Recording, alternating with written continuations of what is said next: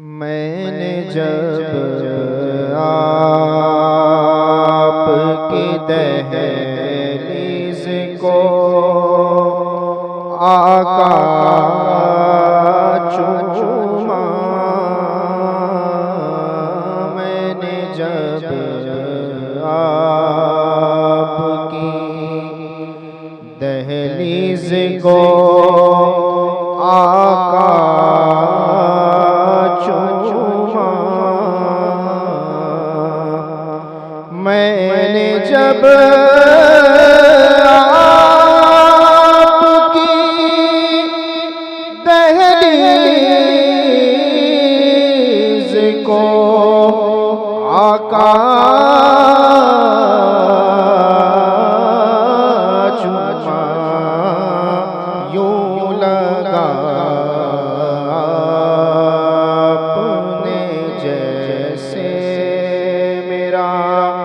ماتھا چوما، یوں لگا اپنے جیسے میرا ماتھا چوما، میں نے جب آپ کی آپ کو خواب میں دیکھا تو مقدر جاگے، آپ کو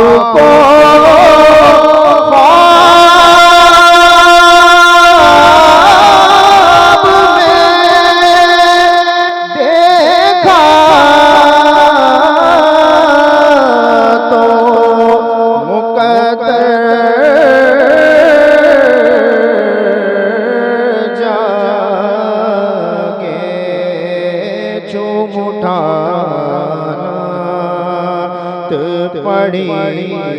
رو دیا لپٹا چوما، جھوم اٹھانا پڑی رو دیا لپٹا چوما، یوں لگا جیسے میرا ماتھا چوما،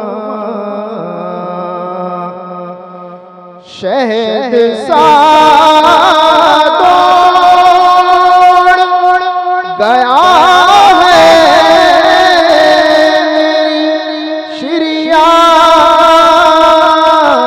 شریانوں میں،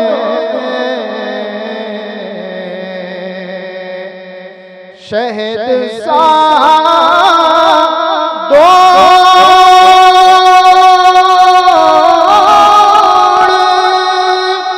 گیا ہے میری شریانوں میں، جب کبھی پڑھ کے درود اپنا انگوٹھا چوما، جب کبھی پڑھ کے درود اپنا انگوٹھا چوما، یوں لگا اپنے جیسے میرا ماتھا چوما، سفر عرش میں لے جانے کو جبریل جب آئے،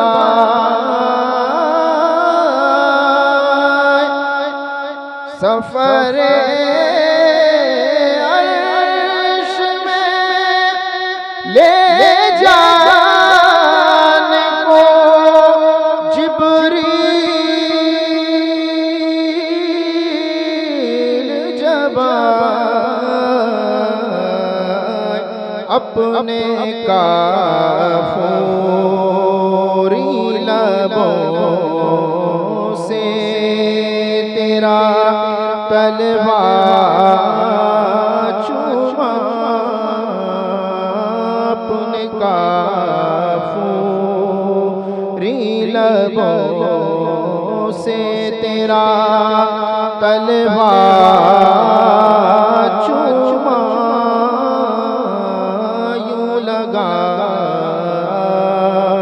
اپنے جیسے میرا ماتھا چوما منزلیں رہتی ہیں سینے میں مظفر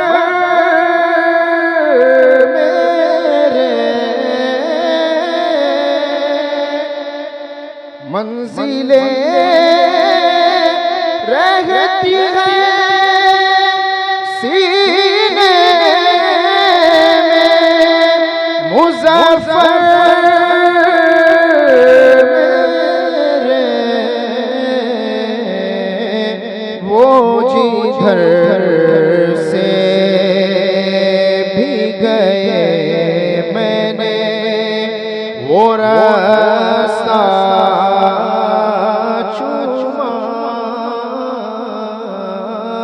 جدھر سے بھی گئے میں نے وہ راستہ چوما یوں لگا اپنے جیسے میرا ماتھا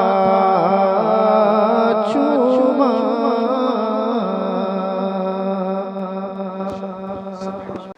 السلام علیکم. وعلیکم السلام ورحمۃ اللہ. فرمائیں قبلہ.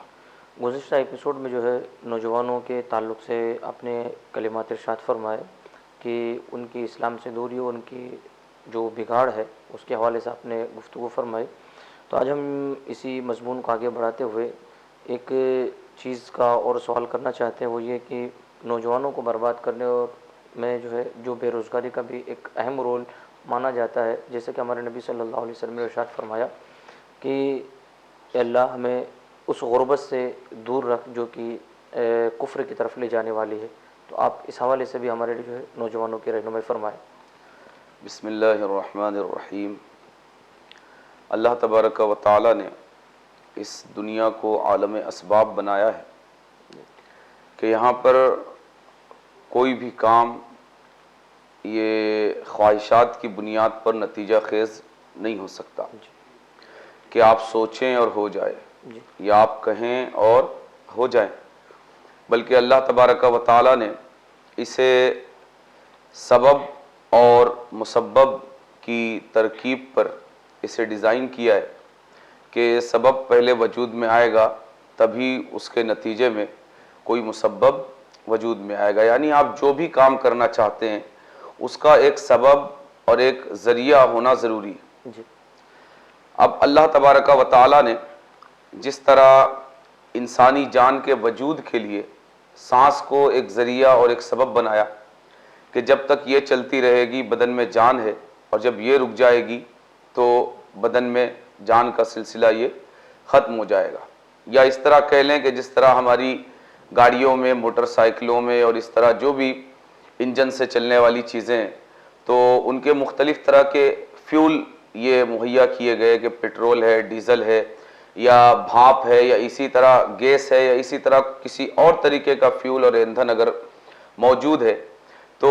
ان چیزوں کے ذریعے ان کا انجن چلتا ہے اور یہ گاڑیاں آگے کی طرف بڑھتی. اسی طرح انسانی ضروریات کو پورا کرنے کے لیے اس دنیا میں جو نظم قائم ہے وہ روزگار اور کاروبار کا نظم ہے. کہ ایک انسان کو اس دنیا میں آنے کے بعد جب سے وہ عقل و شعور کے میدان میں قدم رکھتا ہے اور اس کے ہاتھ پیر پراپر کام کرنا شروع کرتے ہیں، تب سے اسے اپنی ضروریات مہیا کرنے کے لیے اور ضروریات زندگی کو مکمل کرنے کے لیے، پورا کرنے کے لیے اسے کسی روزگار سے، کسی کاروبار سے جڑنا ضروری ہوتا ہے، وہ چاہے جس شکل کا ہو، حلال دائرے میں رہتے ہوئے، چھوٹا بھی ہو سکتا ہے اور بڑا بھی ہو سکتا ہے۔ لیکن اس مقام پر جہاں روزگار کی بڑی اہمیت ہے کہ روزگار کے بغیر یہ کاروبار زندگی یا ضروریات زندگی کی تکمیل نہیں ہو سکتی، لیکن کاروبار اور روزگار جتنا ضروری ہے، ہم اسی قدر اور اسی کی مقدار کے مطابق ہم اپنے مسلم نوجوانوں میں یہ بیکاری کے جذبات، بیکاری سے دلچسپی اور روزگار کی طرف سے عدم توجہی اور عدم التفاتی یہ ہمیں نظر آتی کہ وہ خالی رہ کر بھی وہ کام نہیں کرنا چاہتے۔ ایک بڑی تعداد ہمارے نوجوانوں کی ایسی کہ جن کے ماں باپ جو ہے وہ شکایت کرتے ہوئے نظر آتے ہیں کہ یہ دن بھر جو ہے وہ گھر میں پڑے رہتے ہیں اور کاروبار کے لیے بولنے کے باوجود گھر سے باہر نہیں نکلتے، باوجود اس کے کہ ان کی عمر جو ہے وہ پختگی کی طرف بڑھ رہی ہوتی ہے اور ایک ذمہ داری کی عمر کی طرف وہ بڑھ رہے ہوتے ہیں، لیکن اس کے باوجود انہیں یہ احساس نہیں ہوتا کہ کسی کاروبار یا کسی روزگار سے انہیں وابستگی یہ ضروری ہے۔ بنیادی طور پر میں یہ سمجھتا ہوں کہ ایک تو حالات بھی اس طرح کے پیدا کر دیے گئے یا پیدا ہو گئے کہ بے روزگاری یہ عام وبا بن گئی، لیکن عام وبا کے درمیان ہمارے مسلمان نوجوانوں کے اندر یہ چیز کچھ زیادہ ہی پائی جاتی ہے۔ کچھ تو جو خارجی عوامل ہیں، خارجی وجوہات ہیں، ایک تو وہ ہیں، اور خود ہماری داخلی وجوہات بھی، سستی اور کاہلی اور کاروبار اور روزگار سے عدم دلچسپی اور بے التفاتی بھی اس کی ایک وجہ ہے۔ میں سمجھتا ہوں کہ جب ہم انسانوں کے حوالے سے یا خاص کر مسلم نوجوانوں کے حوالے سے ان کی بے روزگاری کے تعلق سے بات کرتے ہیں تو اس کا ایک پس منظر جو میرے ذہن میں آتا ہے وہ یہ بھی ہے کہ انسان کی زندگی کا جب تک کوئی مقصد نہ ہو، ایم نہ ہو، اس وقت تک انسان کبھی حرکت میں نہیں آتا۔ انسان کی ہر حرکت کسی مقصد کے لیے ہوتی ہے، اور اللہ تبارک و تعالی نے وہ بہت ساری چیزیں کہ جن میں انسان اور جانوروں کے درمیان اللہ تبارک و تعالی نے فرق فرمایا ہے۔ جاندار دونوں ہیں، لیکن اس کے باوجود دونوں کے درمیان بہت سارے فرق اللہ تبارک و تعالی نے رکھے ہیں۔ ان بہت ساری فرق کی وجوہات کے درمیان ایک بڑا فرق یہ ہے کہ جانور کی کوئی بھی حرکت یہ بامقصد نہیں ہوتی کہ وہ مقصد کے لیے باہر کوئی بھی کسی بھی حرکت کی طرف مقصد کے حوالے سے نہیں نکلتا۔ اس کے برخلاف آپ جب انسان کی طرف دیکھتے ہیں تو انسان کی کوئی بھی حرکت یہ بے مقصد نہیں ہوتی۔ آپ جب بھی کسی انسان کو سڑک پر چلتا ہوا دیکھیں، آپ اگر اس سے پوچھیں کہاں جا رہے تو ضرور اس کے جانے کی کوئی نہ کوئی منزل ہوگی۔ وہ حتیٰ کہ اگر وہ یہ کہے گا کہ بس یوں ہی نکل گیا تھا، تب بھی اس کی منزل ضرور کوئی نہ کوئی ہوگی، اگرچہ اس نے آپ کو اس طرح بتانا یا اس منزل کو اتنا اہم اس نے نہیں جانا کہ آپ سے اس کا تذکرہ کرے۔ لیکن انسان کو اس کے گھر کی چار دیواری سے اگر کوئی چیز نکالتی ہے تو کوئی نہ کوئی وجہ پہلے پیدا ہوتی ہے، وہ بعد میں باہر نکلتا ہے۔ بلکہ آپ گھر کے اندر بھی اگر اس کی حرکت دیکھیں گے تو وہ اپنے بستر سے بھی کسی مقصد کے تحت اٹھتا ہے۔ اپنی جگہ سے اس کی ہر حرکت چاہے گھر کے اندر ہو یا باہر یہ مقصد کے بغیر نہیں ہوتی۔ خلاصہ یہ کہ انسان اگر لیٹا ہوا ہو تو اٹھ کر بیٹھنا، بیٹھا ہوا ہو تو بیٹھنے کے بعد اٹھ کر کھڑا ہونا، کھڑا ہوا ہو تو قدم بڑھا کر آگے کی طرف چلنا، یہ ساری حرکتیں ان حرکتوں کی وجہ پہلے پیدا ہوتی ہے جو وجہ پیدا ہو کر اسے حرکت پر مجبور کرتی ہے، اور یہ ان وجوہات اور اسباب کی بنیاد پر حرکت میں آتا ہے، قدم اٹھاتا ہے اور آگے کی طرف بڑھتا ہے۔ اب اس پس منظر اور اس بیک گراؤنڈ کو جاننے کے بعد ہمیں یہ سمجھ میں آ جانا چاہیے کہ انسان کی حرکت اسی وقت ہوگی جب اس کا کوئی ایم ہوگا، کوئی مقصد ہوگا۔ اب ظاہر ہے کہ زندگی میں روزگار بھی اور کاروبار بھی یہ ایک کیا ہے؟ ایک حرکت ہے۔ روزگار یہ ایک حرکت ہے، کاروبار ایک حرکت ہے، کہ ایک ایسی حرکت کہ جس حرکت کو عمل میں لا کر زندگی کی ضروریات کو اپنی بھی اور اپنے سے جڑے ہوئے لوگوں کی بھی ضروریات کو پورا کیا جا سکتا ہے. لیکن ظاہر ہے جب یہ حرکت ہے تو اس حرکت پر انسان کو آمادہ کرنے کے لیے بھی کوئی مقصد چاہیے. مقصد انسانوں کی زندگی میں بہت کچھ ہو سکتے ہیں، لیکن ایک مسلمان کی زندگی میں جو اصل مقصد زندگی ہو سکتا ہے وہ صرف ایک ہے. وہ مقصد زندگی یہ ہے اللہ کے لیے جینا، اپنے دین کے لیے جینا. اس لیے کہ اللہ تبارک و تعالی نے اسے یہی مقصد عطا فرمایا کہ قرآن کریم میں ارشاد فرمایا وما خلقت الجن والانس الا لیعبدون، کہ ہم نے جن اور انس کو اسی لیے پیدا کیا تاکہ وہ میری عبادت کریں. مزید دوسرے مقام پر اللہ تبارک و تعالی نے ارشاد فرمایا ولا تموتن الا وانتم مسلمون، ہرگز مت مرنا مگر مسلمان ہو کر. یعنی ہم جب مریں تو ہمارے پاس کچھ اور ہو یا نہ ہو، مال و دولت کے انبار ہو یا نہ ہو، سیاست میں ہمارا کوئی مقام ہو یا نہ ہو، سماج میں ہمارا کوئی مقام ہو یا نہ ہو، مگر اسلام ہمارے سینے میں سلامتی کے ساتھ اس دنیا سے رخصت ہونا چاہیے. اور ظاہر ہے کہ جب ہمیں یہ ایم دیا گیا کہ مسلمان رہ کر ہی مرنا ہے تو ظاہر ہے کہ مسلمان رہ کر مرنے کے لیے ہمیں مسلمان رہ کر زندہ رہنا ضروری ہے. اور جب مسلمان رہ کر زندگی گزارنا ضروری ہے تو یہ ایک مسلمان کی زندگی میں سب سے اہم مقصد اور سب سے اہم ایم ہوا. جب یہ ایم ہماری نظر میں ہوگا تو ظاہر ہے کہ جب ہم مسلمان ہو کر جینا چاہیں گے تو مسلمان ہونے کے لیے یہ اللہ تبارک و تعالی نے جب جینے کا حکم، مسلمان ہو کر جینے کا حکم دیا ہے تو ظاہر ہے کہ اس جینے کو، اس زندگی کے گزارنے کی جو ضروریات ہے انسان اس کے تعلق سے بھی ضرور سوچے گا کہ جب میرا ایم ہے مسلمان ہو کر جینا تو اس زندگی کے کو انجام تک پہنچنے کے لیے جو بہت ساری ضروریات راستے میں آئے گی ان کی تکمیل بھی حلال راستے سے ضروری ہے. جب انسان کے ذہن میں یہ مقصدیت ہوگی تو پھر یہ حرکت میں آئے گا کہ جب مسلمان رہ کر زندگی گزارنا ہے تو ظاہر ہے کہ اسلام کے ساتھ جب زندگی گزارنا ہے تو یہ عزت والی زندگی ہونی چاہیے، یہ ذلتوں والی زندگی نہیں ہونی چاہیے، یہ پستیوں والی زندگی نہیں ہونی چاہیے، یہ کوششوں سے دور اور جد و جہد سے دور جا کر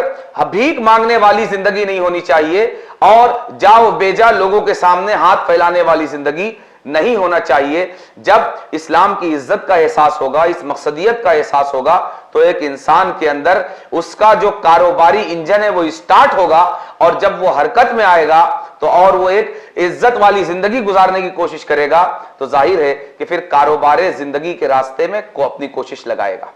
اور جب کوشش لگائے گا تو ظاہر ہے اللہ تبارک و تعالی نے رزق کا انتظام کرنے کا ذمہ اپنے ذمے لے رکھا ہے. کہ کیا فرمایا وما من دابۃ فی الارض الا علی اللہ رزقها، کہ ہر جاندار کے رزق کا ذمہ یہ خود ہمارے اوپر ہے. کوشش کرنا تمہارا کام ہے، قدم بڑھانا تمہارا کام ہے، تمہارے رزق کا انتظام کرنا یہ ہمارے ہاتھ میں. مگر جب ہمارے ذہنوں میں کوئی مقصد نہیں رہا،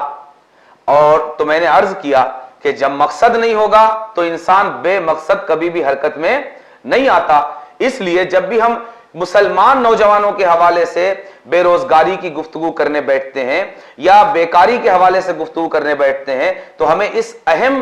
بنیادی وجہ کو ضرور ذہن میں رکھنا چاہیے کہ جب تک ان کے ذہن میں یہ مقصدیت یعنی اللہ کے لیے جینے کا جذبہ نہیں ہوگا اس وقت تک اس راستے پر ان کا چلنا نہیں ہو سکتا اور یہ کامیاب روزگاری اور کاروباری نہیں بن سکتے. یہاں پہنچنے کے بعد ایک دوسرا اہم جو مقصد ہے کاروبار کا جس کے تعلق سے آپ نے بھی اشارہ کیا کہ نبی کریم صلی اللہ علیہ وآلہ وسلم نے فقر سے پناہ مانگی کہ نبی کریم صلی اللہ علیہ وآلہ وسلم نے ارشاد فرمایا اللہم انی اعوذ بک من الکفر والفقر، کہ اے اللہ میں پناہ مانگتا ہوں کفر سے اور محتاجی سے. کسی صحابی رسول نے عرض کیا یا رسول اللہ اوما یعتدلان، یا رسول اللہ کیا دونوں برابر ہیں؟ کفر اور فقر جو ہے محتاجی اور کفر یہ دونوں برابر ہیں؟ نبی کریم صلی اللہ علیہ وآلہ وسلم نے ارشاد فرمایا نعم، کہ ہاں یہ دونوں برابر ہیں. اسی طرح ہم یہ دیکھتے ہیں کہ نبی کریم صلی اللہ علیہ وآلہ وسلم نے دوسرے مقام پر ارشاد فرمایا کاد الفقر ان یکون کفرا، کہ قریب ہے کہ محتاجی یہ کفر بن جائے اور محتاجی یہ اللہ کے انکار کا سبب بن جائے. یعنی نبی کریم صلی اللہ علیہ وسلم کے ان دونوں فرمانوں میں جب ہم غور کرتے ہیں تو یہاں پر بھی کہیں نہ کہیں نبی کے فرمان میں ہمیں اس طرف ضرور اشارہ ملتا ہے کہ خوشحالی یہ ایمان سے وابستہ ہے,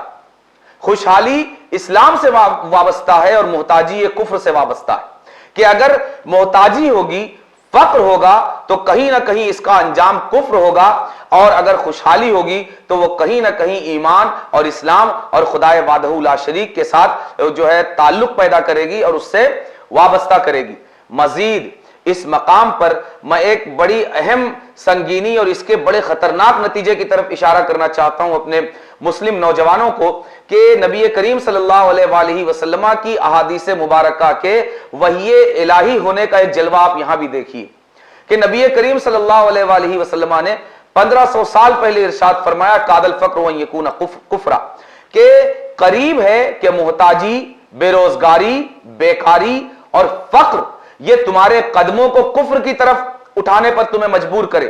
آج کے منظر نامے پر اگر ہم نگاہ اٹھا کر دیکھتے ہیں موجودہ تناظر میں تو ہمیں نظر آتا ہے کہ ہماری وہ بہنیں جن کی ایک بڑی تعداد ارتداد کے فتنے میں مبتلا ہو کر دائرہ اسلام سے قدم باہر نکالنے کے لیے تیار ہیں, ان کے پیچھے ایک اہم عامل اور ایک بنیادی وجہ یہ ہے کہ وہ اپنے مسلمان نوجوانوں کی طرف جب نگاہ اٹھا کر دیکھتی ہیں تو مسلم نوجوانوں میں بیکاری کی وبا یہ عام نظر آتی, محتاجی اور مفلسی کا بول بالا ہے, کاروباری حوالے سے پستیاں اور ذلتیں یہ مسلم نوجوانوں کا ساتھ چھوڑنے کے لیے ان کی سستی اور کاہلی کی وجہ سے تیار نہیں ہیں. ظاہر ہے کہ ان کی دین کے ساتھ اتنی مضبوط وابستگی تو نہیں ہے کہ وہ یہ سوچیں کہ ہم مر جائیں گی, ہم فاقے پر مجبور ہوگی, لیکن ہم اسلام کے دائرے سے قدم باہر نہیں نکالیں گی. ہونا یہی چاہیے کہ اسلام کا مقام یہ ہے ایک مسلمان کی زندگی میں کہ اگر فاقے پر فاقہ ہو, فقر پر فخر ہو, محتاجی پر محتاجی ہو,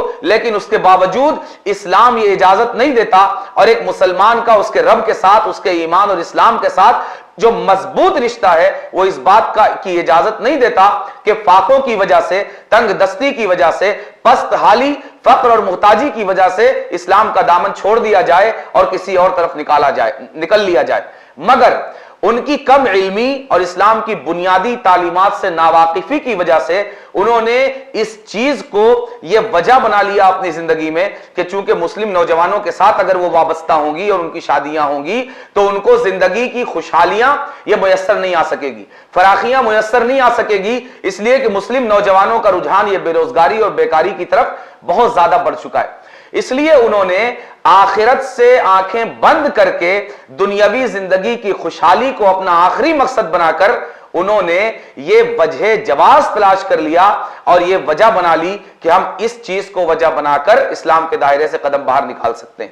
تو میں سمجھتا ہوں کہ اگر ہمارا نوجوان روزگار کی طرف آتا ہے تو صرف یہ خود اپنے آپ میں یہ عزتوں کے اسباب اپنے لیے مہیا نہیں کرے گا, بلکہ یہ خود اپنے لیے بھی عزتوں کے اسباب اور خوشحالی کے اسباب مہیا کرے گا, اور اپنے اہل خانہ کے لیے بھی عزتوں اور خوشحالیوں کے اسباب مہیا کرے گا, اپنے خاندان کے لیے بھی, اپنے اقربا اور رشتہ داروں کے لیے بھی, اپنے پاس پڑوس کے لیے, اپنے پورے معاشرے اور اپنے پورے کلچر کے لیے بھی. اور اسی طرح ایک بڑا اہم فائدہ یہ ہوگا کہ ہماری وہ بہنیں جو ان کی تنگ دستی, ان کی تنگ حالی اور ان کے فقر, ان کے فاقے اور ان کی محتاجی, ان کی بے روزگاری اور بیکاری پسند طبیعت کی وجہ سے جو بہنیں ہماری دائرہ اسلام سے باہر قدم رکھنے کے لیے تیار ہیں, ان کے قدم بھی دائرہ اسلام کی طرف واپس آئیں گے. اور جب ہمارے نوجوان کی دلچسپی کاروبار میں ہوگی, روزگار میں ہوگی, تو ظاہر ہے کہ اس کی زندگی کی خوشحالیاں بھی لوٹے گی اور اس کے اہل خانہ کی زندگی کی خوشحالیاں بھی لوٹے گی. اور اسی طرح ایک بہت بڑا فائدہ یہ ہوگا سارے مسلمانوں کا کہ ہماری وہ مسلمان بچیاں, ہماری وہ مسلمان بہنیں جو ان نوجوانوں کی تنگحالی کی وجہ سے, جنہوں نے صرف اس دنیا کو سب کچھ سمجھ رکھا ہے, ان کے بھی اسلام کی طرف مضبوطی سے لوٹنے کی یہ چیز وجہ بنے گی. ارتداد کا وہ خطرناک اور سنگین فتنہ جو بڑی تیزی کے ساتھ ہمارے معاشرے میں پھیل رہا ہے اور بڑھ رہا ہے, کہیں نہ کہیں مسلمان نوجوانوں کی روزگاری کی سطح جب بلند ہوگی تو یہ چیز اس کے قدموں کی بھی بیڑیاں بنے گی اور ارتداد کے فتنے کو بھی کہیں نہ کہیں بریک لگے لگے گا اور یہ فتنہ بھی کہیں نہ کہیں اپنے آپ کو اپنی موت مارنے میں یہ کامیابی محسوس کرے۔ بے روزگاری کے تعلق سے ابھی آپ نے ارشاد فرمایا، رسول اللہ صلی اللہ علیہ وسلم کی حدیث مبارکہ آپ نے کوٹ فرمائی کہ رسول اللہ نے ارشاد فرمایا کہ فقیری اور محتاجی جو ہے نا کفر کی طرف لے کر جاتی ہے، مگر ایک حدیث مبارکہ ہم دیکھتے ہیں رسول اللہ صلی اللہ علیہ وسلم کو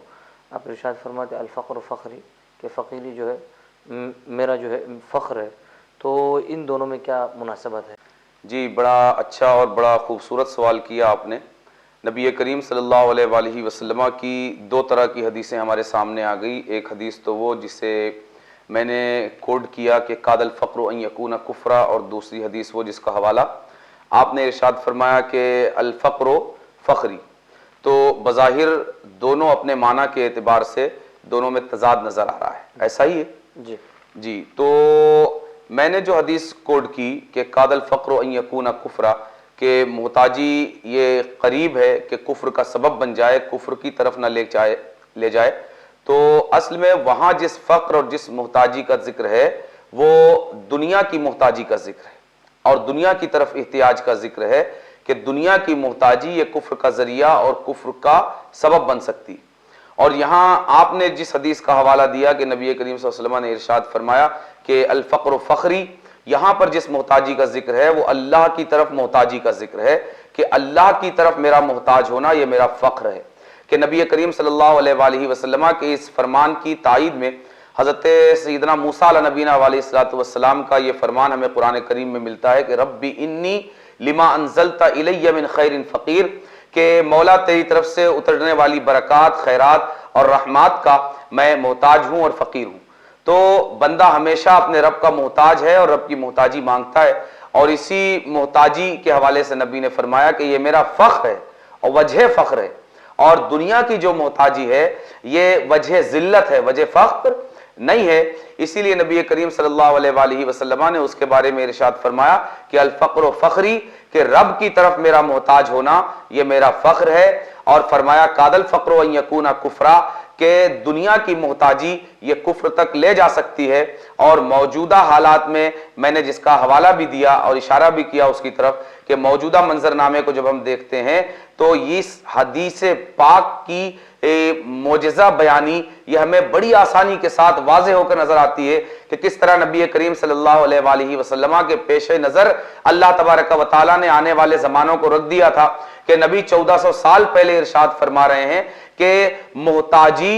فقیری، بے روزگاری اور بیکاری یہ کفر کا سبب بن سکتی ہے، اور آج ہم نبی کے اس فرمان کو زندگی کے ساتھ ہوتا ہوا دیکھ رہے ہیں کہ یہ اپنی پوری زندہ شکل میں اور زندہ صورت میں ہمیں نظر آ رہا ہے کہ کس طرح ہماری مسلمان بچیاں یہ محتاجی کی وجہ سے، غربت کی وجہ سے اور فقیری کی وجہ سے بھی، کہ جہاں دوسری اور وجوہات بھی ہیں بنیادی طور پر، وہیں ایک بڑی اہم وجہ یہ بھی ہے کہ وہ فقر، محتاجی اور غربت اور ہمارے مسلم نوجوانوں کے بیکاری پسند ہو جانے کی وجہ سے دائرہ اسلام سے قدم باہر نکال رہی ہیں۔ دینی حوالے سے مسلم نوجوانوں کے اندر کس طرح روزگار کا شوق اور انہیں رغبت دلائی جا سکتی ہے، آپ اس حوالے سے ہمارے ناظرین کو کچھ بتائیں۔ اس کے لیے بنیادی طور پر میں نے یہ عرض کیا کہ ہماری اپنی زندگی کو ہمیں مقصدیت دینی ہوگی۔ جب تک ہم اسے مقصدیت نہیں دیں گے اور بے مقصد زندگی سے نکل کر با مقصد زندگی کی طرف ہم نہیں آئیں گے، اس وقت تک ہمارے اندر کاروبار سے اور روزگار سے دلچسپی اور ایک للک جو اس کی طرف ہونی چاہیے کہ میں مسلمان ہوں، میرا مقصد زندگی اللہ سے تعلق رکھنا ہے، اور اللہ سے جس انسان کا تعلق ہو وہ ذلت پر کیسے راضی ہو سکتا ہے؟ تو مسلم معاشرہ ایک خوشحال معاشرہ ہو، ایک بہتر معاشرہ ہو اور ایک اچھائی کے لیول پر زندگی گزارنے والا معاشرہ ہو، اس کے لیے ظاہر ہے اس کے نوجوانوں کو روزگار سے جڑنا ضروری ہے۔ اور اسی طرح یہ ہماری نگاہ اس طرف بھی ہم کو رکھنا ضروری ہے کہ اللہ تبارک و تعالیٰ نے قرآن کریم میں اس روزگار کو کیا اہمیت دی۔ اللہ تبارک و تعالیٰ نے روزگار کی تلاش کو، روزگار حاصل کرنے والے کو،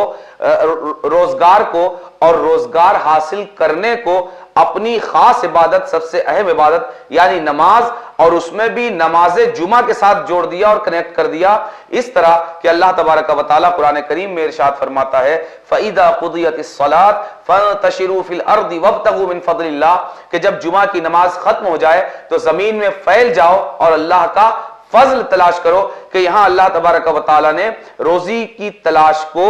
نماز جمعہ کے ساتھ ڈائریکٹلی جوڑا کہ اس کے فوراً بعد تم اپنا رزق تلاش کرنے کے لیے زمین میں پھیل جاؤ اور نکل جاؤ۔ اور مزید جب آگے آیت کا ٹکڑا جب ہم دیکھتے ہیں تو فرماتا ہے وَابْتَغُوا مِن فَضْلِ اللَّهِ، اور اللہ کا فضل تلاش کرو، یعنی اللہ تبارک و تعالیٰ نے روزی کو، روزگار کو، کاروبار کو جو حلال طریقے پر چل کر حاصل کیا جائے، اللہ تبارک و تعالیٰ نے اسے اپنا فضل قرار دیا ہے۔ جب ایک مسلمان اللہ پر کامل ایمان رکھے گا اور اللہ کی طرف متوجہ زندگی گزارے گا، اللہ کے ساتھ تعلق اور رشتہ اس کی زندگی کا مقصد ہوگا، تو وہ کبھی بھی اللہ تبارک و تعالیٰ کی تعلیمات سے آنکھیں بند نہیں کرے گا، فراموش نہیں کرے گا۔ اور جب اس کا رب رزق، روزی اور کاروبار کو اپنا فضل قرار دے رہا ہے اور اسے تلاش کرنے کا حکم دے رہا ہے، تو وہ اس کی طرف ضرور چلے گا۔